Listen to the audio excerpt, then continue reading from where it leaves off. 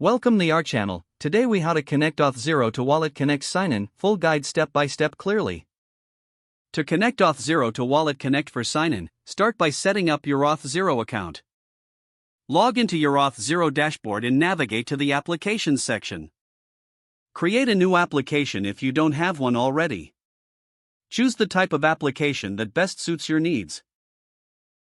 Next, go to the API section in the Auth0 dashboard. Create a new API to allow WalletConnect to communicate with Auth0. Set the identifier and configure permissions based on your application requirements. Now, retrieve the Auth0 domain and client ID from your application settings. Open your development environment and install the WalletConnect. Use a package manager like npm or yarn to install the WalletConnect SDK. Next, configure the WalletConnect provider with the necessary parameters. Make sure to include your Auth0 domain and client ID in the configuration. Now, create a function to handle the WalletConnect sign-in process. This function should initiate a connection to the WalletConnect provider. Once the connection is established, prompt users to sign the message. Capture the signed message and send it to your backend for verification. On your backend, verify the signature received from WalletConnect. Use the Auth0 API to exchange the signed message for user credentials. Retrieve user information from Auth0 using these credentials.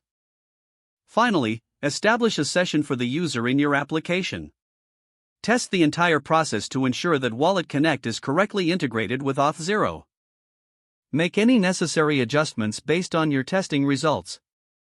Now you should have a fully functional WalletConnect sign-in integrated with Auth0.